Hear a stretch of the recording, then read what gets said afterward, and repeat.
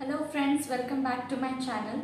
So in this today's video we are going to solve one example on the third chapter, that is source documents required for accounting. We have already completed our theory part. Now we are starting with an example on these documents. We have learned about the specimen, how these specimen are formulated, what are the contents in it, how to write the specimen. We have already studied in theory part. So now in this example we will see how these specimen, this format actually works with the help of the transactions.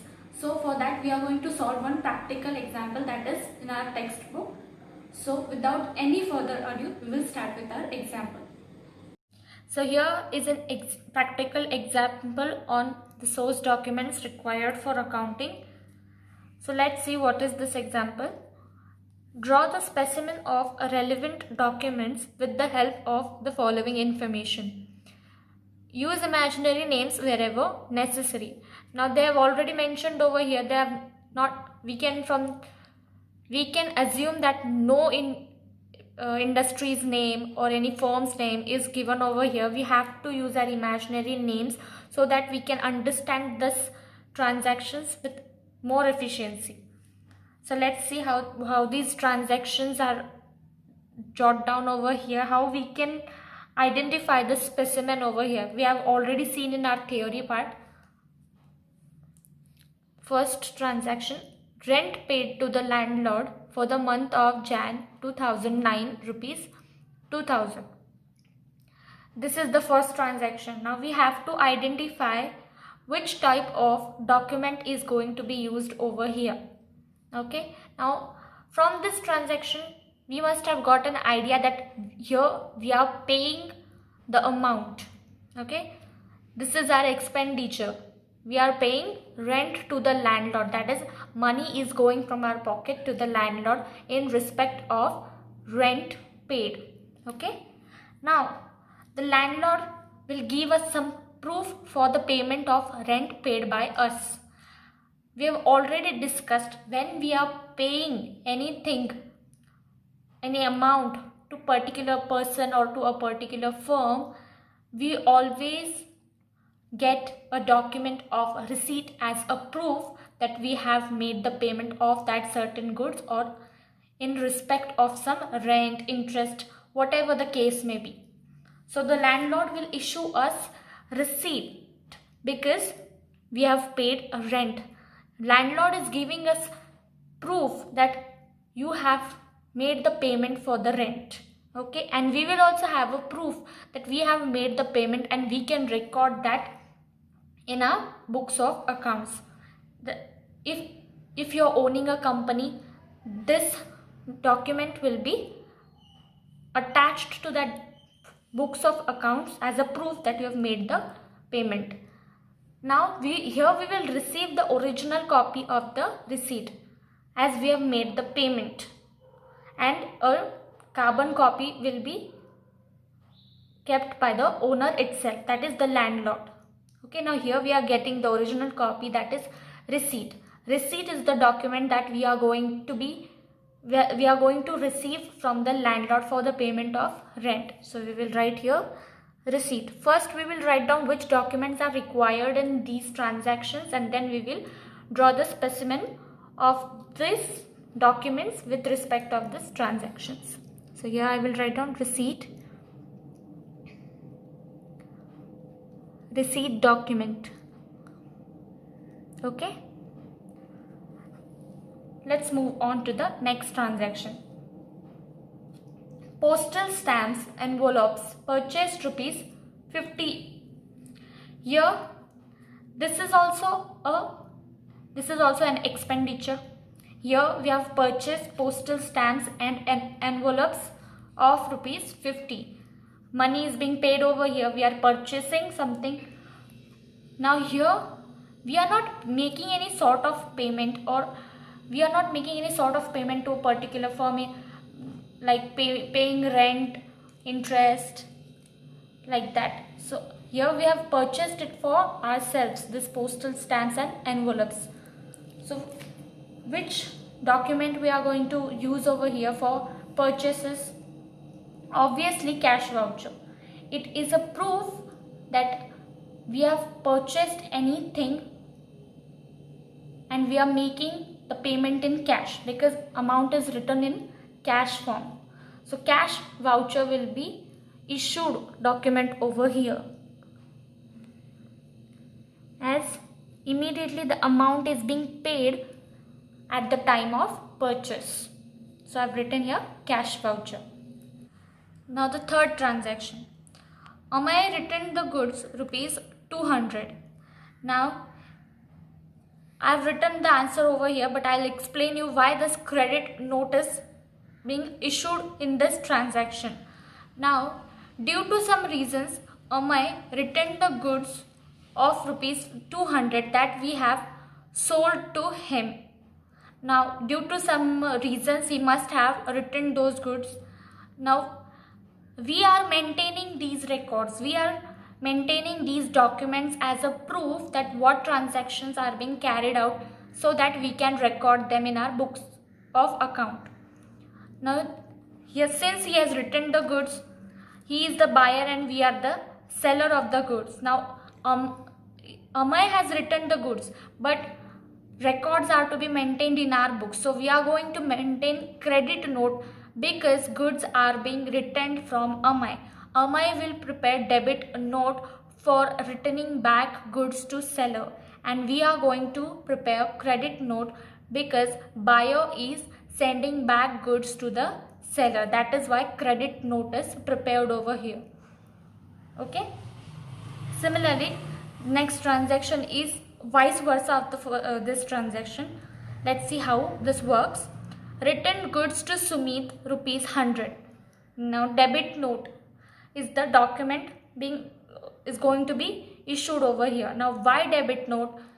Since now we are the buyer over here and Sumit is the seller of these goods which are being returned by us to Sumit of rupees 100. Now we are the purchaser of the goods. Now we are purchaser, so we are going to maintain debit note in our books of account as a proof that we have returned goods to Sumit. And Sumit, in his books of account, he will maintain credit note that he has received goods from us. That is, whatever their name will be, he has received goods from us. So in his books of account, he will maintain the document of debit note for receiving goods back from a purchaser or a buyer. Okay, so that is why in our books of account we are going to maintain debit note. Okay, next transaction. Sold goods to Mahavir Center rupees 50,000. Okay, now here already a document I've written, that is cash memo. Now why cash memo? Since we are selling goods to Mahavir Center, here the buyer of the goods immediately made the payment of these goods in cash, that is rupees 50,000. Now here immediate payment of cash for selling of goods is made to us. That is why the seller, that is we, are going to maintain the document that is cash memo for goods sold for cash. That is, goods are sold immediately, payment in cash is received at the spot. That is why cash memo document is prepared. Okay, let's take the next example. Goods sold on credit to Sukhi Commercial Center worth rupees 20,000. Now here I have already written down the document that is credit memo. Now why credit memo? Since goods are sold by us on credit, that is on loan, to Sukhi Commercial Center, we are maintaining this credit memo document so as after the completion of the certain specified period of credit given to Sukhi Commercial, payment is to be made after that certain credit period. To memorize that completion of certain credit period, we are maintaining this credit memo document, so that after the completion of that credit period, we can inform to Sukhi Commercial center that you have to pay the amount of goods that are being sold to you on credit by us after the completion of credit period, that is loan period. Let the credit period be 2 months, 3 months, 1 month, 15 days. So after the completion of this period, we have to inform the particular party that you have to make the payment. But as a proof for us to understand that when this credit period is going to complete, we are maintaining this credit memo document. Okay, I hope you understood this documents. So let's see actually how this works in specimen format. Okay, let's start. Now the first transaction, we have already seen which document is required over here. We have already written the documents for all the transactions. Now we just have to prepare the specimen of it. So for the first transaction, we are preparing the document, that is receipt. So let's see how this transaction is noted in a receipt format. In the middle of the page, you have to draw a rectangular box, and in the middle of that box you have to write the name receipt in capital words. Here I have written it in a small word, but remember you have to write it in capital words, the word receipt. Okay, from whom you are receiving this receipt, as here we have paid the rent to the landlord, so this receipt we are going to receive from the landlord. So from whom we are receiving it, the name of that person or that firm will appear over here on the left hand side of this receipt. Here receipt number, whatever the receipt number may be, maybe 654, I have just written imaginary number, so 6 is the receipt number. Date on which you have got this receipt, suppose on 29th of August 2020 you have received this receipt, so the date will be written over here. Let's see what are the contents in it. Received with thanks from Mr. Suraj Kumar. Now Mr. Suraj Kumar, let's assume that we are Suraj Kumar, or I am a Suraj Kumar. So this Mayur Complex is issuing this receipt to Mr. Suraj Kumar, that is me. So that person who is receiving this receipt, it will appear over here in this content. A sum of rupees 2000 only against rent paid dated on 28th August 2020 by cash. That means let's assume that today is 29th August and yesterday was 28th August. We paid the rent yesterday, that is on 20th August. So he will write in the receipt that on 28th August we have paid the rent, and on 29th August we will be receiving this receipt, that is Mr. Suraj Kumar is going to receive this receipt on 29th August. Amount of rupees 2000. Now here I have written down this in words, a sum of rupees 2000. The rent was of 2000 rupees only. Don't forget to write this only word. This is the very important word, you have to write it in every document. Now here a stamp will appear of Mayur Complex. They must be giving a signature, a stamp, seal stamp. It will be given over here. I don't have stamp, but I've written stamp over here, so it will give you an idea that what is written over here or stamped over here. The firm, the person who is issuing this receipt to a person, a firm, that firms or person's stamp will appear over here who is framing this receipt. Okay, and receiver's signature, that is Mr. Suraj Kumar is going to receive this receipt, his signature will appear over here. So this is how the format of receipt is prepared. Now in the second transaction, cash voucher is the document that we have to draw. So let's see how the specimen of cash voucher actually works through transaction. This is the transaction and this is the specimen of cash voucher. So let's see how this transaction is entered over in this. Again, we have to draw a rectangular box. In middle of this box, you have to write in capital words cash voucher. This word you have to write in capital form. Now, every voucher has number like 1, 2, 3. Now, I have written this imaginary number, voucher number third. That means this voucher number we are creating is of third number. On the right hand side of this cash voucher, we will write our own company's name or industry's name, or any person's name will appear over here on the right hand side of cash voucher. Kalash Company Limited, 10 MG Road. This is an imaginary name and address I have written over here. Since we have purchased postal stamps and envelopes in this transaction, so we are preparing cash voucher, as we have purchased something and immediately we have paid the amount in cash. That is why as a purchaser we are preparing cash voucher to maintain that record in our books of account. That is, in Kalash Company Limited books of accounts, we are maintaining this cash voucher for the purchase of postal stamps and envelopes. So let's see how this works. Pay to Ganesh Traders on account of purchase of postal stamps and envelopes, debit account expenditure. Now, from Ganesh Traders we have purchased this postal stamps and envelopes. That means Kalash Company Limited has purchased postal stamps and envelopes from Ganesh Traders. That is why we have to pay to Ganesh Traders. So that person's or firm's name will appear over here to whom we are paying the amount of the purchase. And which account is going to debit? That means if it is your income, it is your expenditure.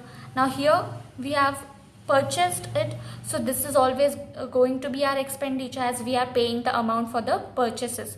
So we are going to debit the account, that is expenditure account.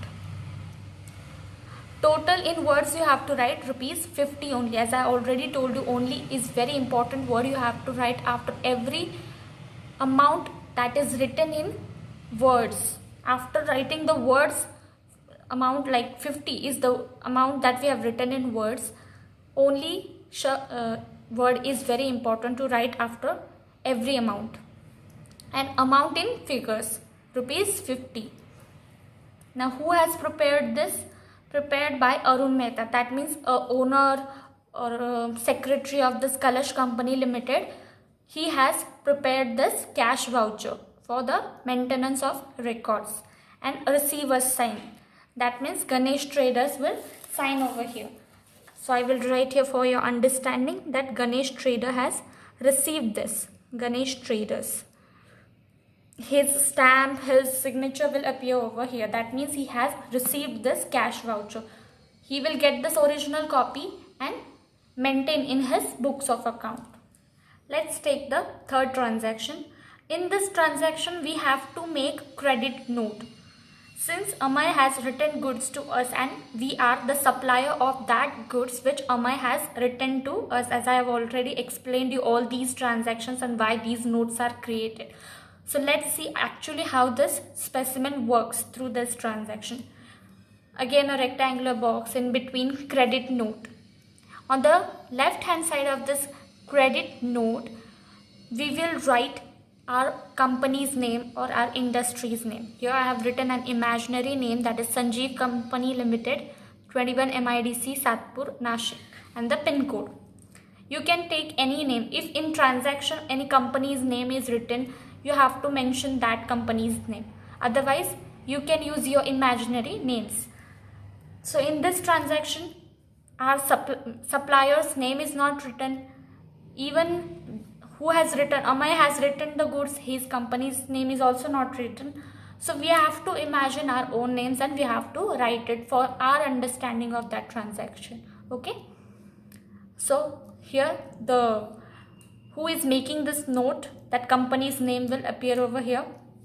Date on the right hand side, downside of the address to the right hand side of this credit note. Here I have written on which date you are preparing this credit note, that date you have to write. Here I have written an imaginary date, that is 12th August 2020. on this date this credit note was prepared. Okay. Now credit note number, I haven't written here credit note number. You can write 8, any number you can write. If in transaction it is not given, then you need not to write, but for your understanding I have written this imaginary number 8, so you can understand which number is written down over here. In transactions you are not given any credit note number, any voucher number, but still for understanding we are writing this. To Sharda Enterprise. Now Sharda Enterprise has returned goods to us. Now Amay is returning these goods, but his company is Sharda Enterprise. Okay, I will write Amay so you will not get confused. Amay has returned goods to us. So we will see how this is working. Your account has been credited in our books by rupees 200 on account of returned goods. Total 200 rupees only. Now Amay has returned goods. Since we are the supplier, we are making this note for keeping an evidence that Amay has returned the goods, okay, in our books of account. For the proof that he has returned goods, we are creating this credit note. Okay, and here amount is written in figures 200 rupees, since 200 rupees goods were written back to us, that is Sanjeev Company Limited. And in here 200 rupees is written in words, and only I have already told you, it is very important term you have to write after every amount that is written in words. Please acknowledge. And prepared by, who has prepared this? If Sanjeev Company Limited's secretary or any assistant has prepared this, his name will appear over here, his or her name. And who is the checker? Like if any error is being found in this credit note, so a checking is must by a person who has given the authority of checking. So that person's name will appear over here, checked by Ram Verma. I have written all these imaginary names for your understanding, so don't write it anywhere. I have just written to understand how this credit note works. So let's take the another transaction. In this fourth transaction, we have to prepare the document debit note. So let's see how debit note is prepared. This is how the specimen of debit note looks. I have already shown you the specimen of debit note. So here we are going to allocate the transaction in this. Okay, on this right side of left side of debit note, we are going to write our company's name. Okay, Sujit Company Limited. Here again an imaginary name. This is our company, imaginary company. On which date this debit note is prepared, that date will be appearing over here, that is 11th August. This is also an imaginary date. I have written debit note number. Let's take 6 is the debit note number. This is the debit note of number 6. Now to whom we are issuing this debit note, that company's, person's, firm's name will appear over here. So we are issuing this debit note to Govind Traders, since we have returned goods to Sumit. Okay, this is also I have written imaginary name. We are returning it to Sumit, so we will write here Sumit. We are issuing this debit note to Sumit. His name will appear over here, his address, and let's see what are the contents in this. Your account has been debited in our books by rupees 100 only on account of return goods. Now we are issuing this debit note to Sumit, telling him that we have returned back the goods to you of rupees 100 only. Okay, So in our books of account, that is in Sujit Companies Limited books of account, this debit note is going to be a proof for the transaction that we have returned goods to Sumit. This is an evidence for returning goods back to Sumit that we are going to attest in our books of account. Okay, please acknowledge. This is the word we have to write. Total of rupees 100. And who has prepared this? In case Sujit Company Limited secretary has prepared this, his name will appear that I have written Sujit Saj. He has prepared this debit note, an imaginary name I have written. And who has checked this debit note? If any error is in this debit note, he is the checker of this debit note. So his name is appearing over here, that is Arun Sharma. No names are written in these transactions, but all these names are imaginary. That how the debit note works in transaction. Okay, let's take the another transaction. Sold goods to Mahavir Center rupees 50,000. Now in this transaction we have to prepare cash memo. So this is the specimen of cash memo. Let's see how this transaction work in this. We are going to write the company's name, that is our own company. Here I have written Bharat Commercial Center, the address of this company, where it is located. This center deals in which more locations, like in electronics and equipments. They are dealers in electronics and equipment, safety wares. They are not just a center, means in this they are covering electronics, equipment, safety wares, so many things they are covering in this. Okay, so here dealers in whichever branches they are working, that will appear over here. Cash memo number 7, date on which this cash memo is going to be prepared, the date will appear over here. 12th August I have written, again imaginary date. So to whom we have sold goods, that company's name or that center's name or that person's name will appear over here. Now we have sold goods, that is Bharat Commercial Center has sold goods to Mahavir Center. It is already given in the transaction, to Mahavir Center. So we are writing Messrs Mahavir Center. Messrs, I have already told you, this is written when a company is in a partnership form. Okay, so Messrs Mahavir Center, Pune. To this firm we have sold goods. To maintain that proof, we are preparing this cash memo. Okay, now in this particulars, quantity, rate, amount, this is a box in cash memo. What we have actually sold to Mahavir Center, we have to write here. Like we have sold machinery to Mahavir Center, so machinery is going to appear in particulars, that is the description of the sales.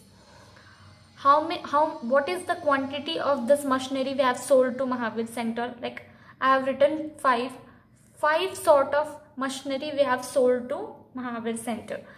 Now what does each machinery cost? Rate of one machinery is 10,000 rupees.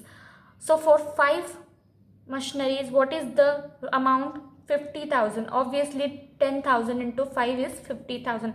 He has purchased 5 machineries from us, so the total amount is 50,000, and from that 5,000 each machinery cost rupees 10,000. Okay, so this is how the description of the sales is written over here. Bharat Commercial Center is maintaining what the company has sold to Mahavir Center. Here are some terms and conditions for the sales. Goods once sold will not be taken back or exchanged. Okay, this is one condition. Subject to Pune jurisdiction only. This is an authorized cash memo, so no fraudulent cash memo is prepared over here. Checks accepted subject to realization. Checks are also accepted in this Okay. E and OE. Now what does E and O means? E means errors and omissions accepted. If any errors and omissions Mahavir Center found in this cache memo, he can point us out that this has went wrong in cache memo. So E and OE represents that thing. And signature of who is preparing this cache memo. Now Bharat Commercial Center is preparing this cache memo. So signature of Bharat Commercial Center will appear over here, or a stamp of Bharat Commercial Center. In the last transaction, we have to make credit memo. Okay, now this is the last document we have to prepare, credit memo. Okay, now here we have sold goods on credit to Sukhi Commercial Center worth rupees 20,000. Now this is a credit memo. Why credit memo? Because we have sold goods on loan to Sukhi Commercial Center. Credit means on loan basis. Okay, let's see how this actually works. In middle, credit memo in capital words. On the left hand side of credit memo, Bharat Commercial Center who is preparing this credit memo document. Credit memo number on the right hand side of credit memo. Date on which this memo is being prepared. Address of this Bharat Commercial Center. Okay. Now to whom we are issuing this credit memo, the name of that firm will appear over here. Now to Sukhi Commercial Center, this credit memo is being issued, so we are writing Sukhi Commercial over here. Order number, the goods Sukhi Commercial Center has ordered from us on credit, that order number we have to write. On which date this order was made to us, that date. If on 9th August Sukhi Commercial Center made an order for the purchase of goods on credit, that date will appear over here. Now the details of the sales from us on credit, what we have actually sold to Sukhi Commercial Center. To Sukhi Commercial Center we have sold equipment, tools. Okay. What quantity? In what quantity we have sold? In 2 quantity. Now what is the rate of each quantity? That is 10,000. And in total Sukhi Commercial Center has purchased 2 quantity of equipment tools. So the total amount of 2 equipment tools will be 20,000. Okay. I hope you understood this. 1 equipment tool cost for 10,000. For 2 it will cost 20,000. Okay. Under this you have to mention registration certificate number under the MVAT Act 2002. The MVAT registration number will. So the registration number of this credit memo you have to mention under this details of sales that you have made on credit to the purchaser. Your imaginary registration certificate number is written. You can write any number. Now the terms and conditions for this credit memo. Goods once sold will not be taken back. If bill is not paid within specified period, interest will be charged at 18% per annum. Now what does this condition says? That if Sukhi Commercial Center fails to pay the amount of goods that it has purchased from us after the specified period of credit, after the completion of credit period, Bharat Commercial Center will charge interest to Sukhi Commercial Center at 18%. Okay, so with 20,000, Sukhi Commercial Center will have to pay 18% interest after the completion of credit period if it fails to pay the amount. Okay, and on yearly basis the Bharat Commercial Center will charge the interest to Sukhi Commercial Center. So this is a condition that is being mentioned in this credit memo. E and OE errors and omissions accepted. If anything is missed in credit memo, Suki Commercial Center can point that out. So E and O is that thing we have written, and signature of the person or the center or the firm who is preparing this credit memo. So Bharat Commercial Center is making this credit memo, so signature of Bharat Commercial Center will be signed over here.